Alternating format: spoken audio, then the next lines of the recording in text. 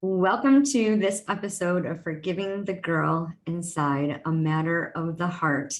Today we have Rebecca Koeller with us. She is a business strategist, and she is going to be sharing her healing journey, her inner fears with all of you. And the journey is beautiful, and we're all on a healing journey. There's things that we have from our past that keep us stuck in pain, that don't allow us to move forward to live out our purpose. And when we're stuck, we need to get unstuck. And a lot of times we don't know the way. We get lost because we keep reliving the past. And if that resonates with you and you're ready to move forward and open a different door, take a different route to begin your healing journey, community is the best way to connect. So in the description, you're going to find links to connect with myself, Lisa Drennon, Energetic Mindset Mentor, or with Rebecca, Business Strategist. Once you hear her story, you'll know if you resonate with her, you can connect with her. Just link those, check the description for those links. And if you know anyone who would benefit from this podcast, or if you're watching this across social media, please tag them, share this with them, and would love for you to subscribe. So thank you, Rebecca, for being here. Tell us a little bit about yourself. How did you get started? What was your darkest moment before you got to where you are today? I'm really excited to be here, and my darkest moment was about 10 or more than 10 years ago, when I was still a teenager. And a warning, I'm very transparent. The darkest moment was when I was 14 years old and I tried to kill myself. And so this was the very darkest moment. And through my whole teenage years, I thought, I don't want to be 20. I never wanted to get older than 20, because I knew when I get to 20, worse things are going to happen. Like, how, if I don't even get through teenagehood, how can I go through adulthood? Like, how is this possible for me? How can I study in a university and not trying to cry every day and to stay in bed? And how can I have a job if I'm so depressed as I was in this situation? So I would say my whole teenage years were my darkest moment, but the very darkest at 14 years old, when I tried to kill myself. As you can hear, it didn't succeed. And now I'm really happy about this, because I mostly healed from the trauma and from this whole time that I had to endure during my teenagehood. Well, I'm glad that you chose healing and the journey to live and to be here to share your story with all of us. What can you tell us a little bit about what was going on, like why you got so into that point? Actually, I have to say, for some parts, I still don't know what happened. So my parents divorced when I was about 12 years old. And up to this day, I can hardly remember anything from when I was born to my 12th year. There is a black hole in my memory, and I have no clue what kind of trauma I am suppressing. So something happened, and I still don't know what, but something started this, and all has to do something with the divorce. And one thing is that my father moved out, and I never got along with my mother. It was very painful for me. I was afraid of her, and she was looking down to me. I can't even describe, but when I tell friends of mine what my mother did, like, they all say she's a psychopath in some way or another. So she's really not a good mother. And I had to stay there. And the problem is that I am not someone who just follows. I am rebelling against some things that I I'm told I have to do without any reasoning.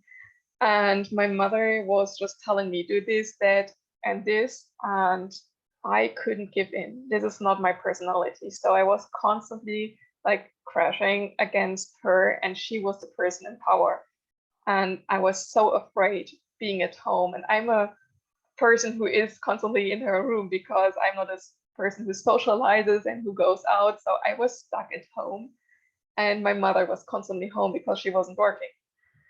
So all day long, I was in a place where I was afraid.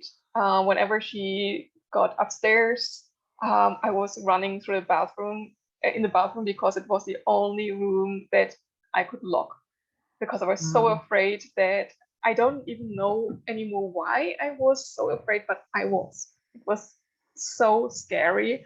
And my sister always told me that just give in, just listen, like follow her, and just do what she says and everything will get better. But this is not something I can do, or I will ever do. So like this, my belief system and my values that I didn't know were my values at this time. This crashed against my mother, who was the person in power. And like this mental state I was in, this was causing the depression. And I was feeling like I didn't belong anywhere, because if I didn't belong to my family, how can I belong somewhere else? And I was constantly told that I'm not good at socializing, so I wasn't making any friends. I was always afraid that I was saying something wrong and pushing those friends away that I have. And so I was told a lot of lies, a lot of beliefs about me that I then adapted, and I just believed that I'm not worthy to live. I'm so sorry you had to go through all that. That's crushing. My heart's heavy listening to that, and to overcome that. That's wow. What was the pivotal point that changed your circumstances? Um, there was the first step was when I moved out for studying, and I like my first or my only the only thing I was looking for was as far away as possible. And this was kind of running away.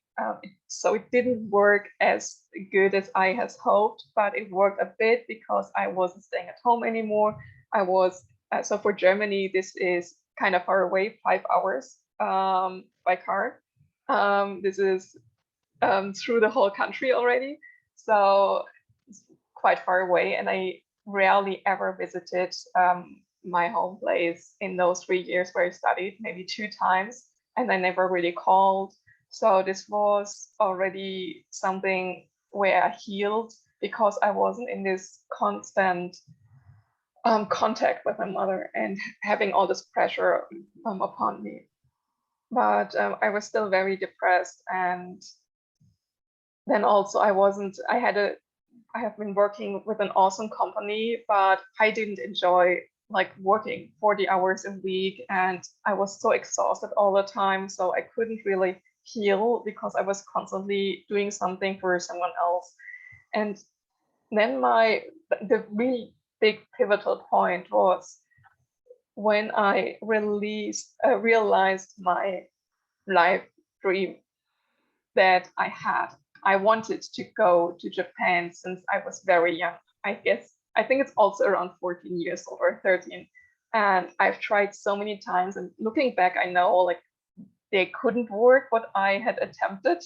But people were always talking me down, especially again, my mother telling me I can't do this, I can't do that, and I shouldn't even try.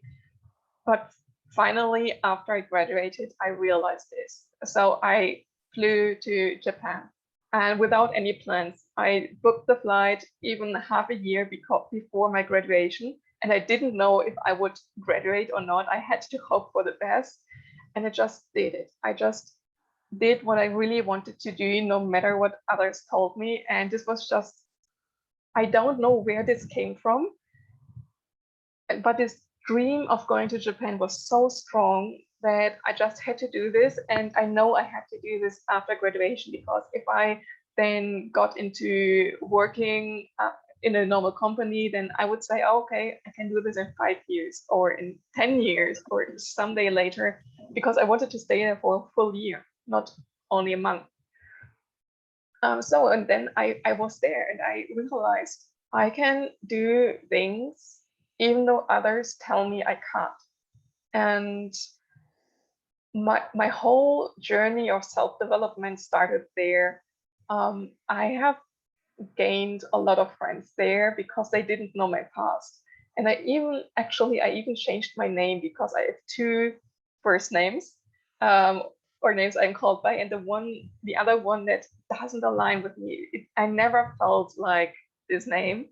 But this was the name I was called my whole life until I used the other one when I moved to Japan. And now I'm Rebecca, and Rebecca fits so much better. I feel much more aligned with who I am, and I discovered who I am in Japan by teaching, by socializing with others, and by exploring the country, by living for myself in a country that I really enjoy, to live a life that I enjoy. And I found my self-worth living in Japan.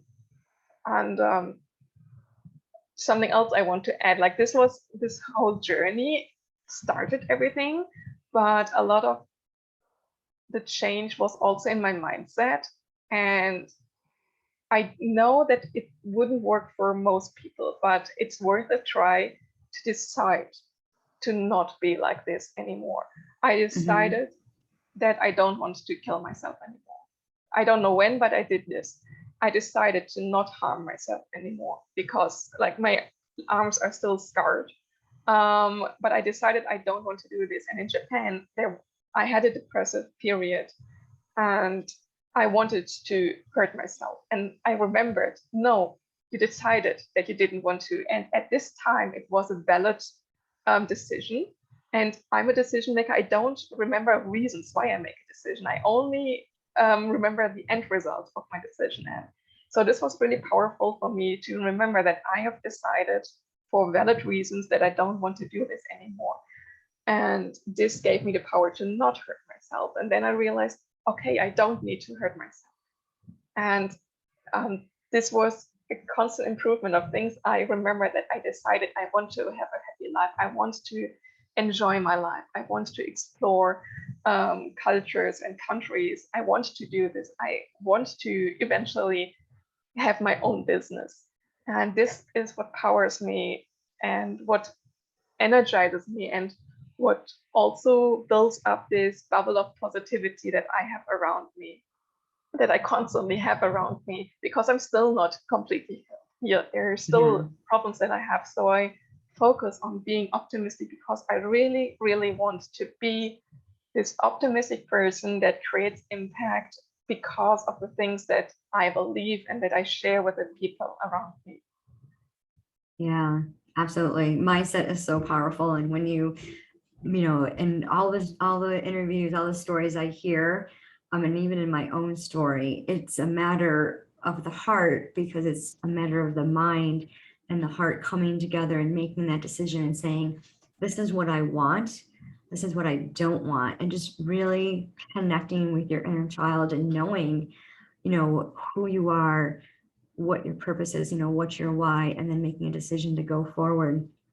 So if you could give advice to somebody that has a similar story, what advice would you give them? So for once, cutting away toxic people. People say, and I don't know what the exact phrase is in English. You might help me out. But blood is thicker than, this is the original phrase. I don't know what it is exactly. But no, blood is not thicker than friendships that you build on your way, on your healing journey, or a partner that is really supportive. Blood is not thicker because you couldn't decide who you were connected with when you were born. You couldn't decide this. So if those people are toxic and not helping, not supporting you, you can freely cut them out. I have no contact to any of my family members because like most of them are either toxic or I don't have a real connection because my loss of memory, or I don't want to bring them in a situation where they have to stand between my toxic family members and me. So this is why I cut all ties, and this is what I would recommend: to cut ties with toxic people and never look back, because they're not worthy to have you, like, I don't know how to phrase this, but you don't owe them anything. Even if they are your Right. parents, you don't owe them anything, and you are worthy to live a happy life. So, and if there are people who make you unhappy, cut them out. And the other thing is, if you have already realized that you are in a state that you don't like yourself, for example, depression, because this is also for some people hard to realize that they are depressed. If you already realize this, and for example, if you don't like your personality, I didn't like my personality. I hated the person I was. Like, if I still look back on personality tests, I hated the results. I didn't want to be that kind of person. And this is a really good sign that you have to change something from your inner side, from your heart, from your mindset, and you have to envision the person you want to become. If you want to become a thought leader, envision what does a thought leader look like. If you want to become the best mother or father on earth, envision what it makes to be the best father or mother. Whatever your vision is, envision this and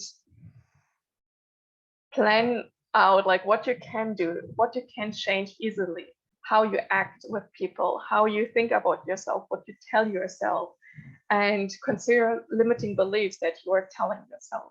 But the most important thing is that you always have in mind who you want to become and not who you have been or who you currently are. Always focus on who you want to become and what service you want to give to the people around you, how you want to be of service, because I think this gives the greatest pleasure to help other people out. Yeah, that's beautiful. That's awesome advice. Thank you so much for sharing your story, and for just showing our audience that there is a better way, there isn't a different way, and regardless of your family members, the toxic relationships that you don't have any control over, you can make different choices, once you are able to make that control. So again, if you are listening to this and you know somebody who can benefit from it, who needs to connect with Rebecca, please share this with them. Tag them, share the video, post it on your wall, whatever it is you need to do so that they can connect with her and make different decisions, get that different mindset. And always remember, it's a matter of the heart. That's true.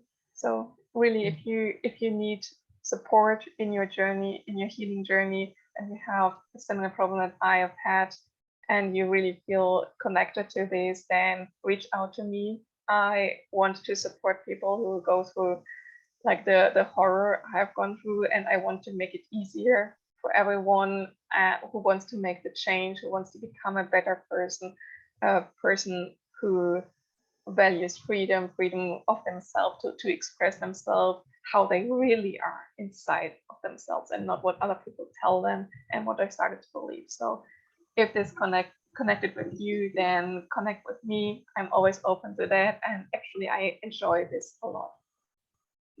Well, thank you so much for being here. I really appreciate you.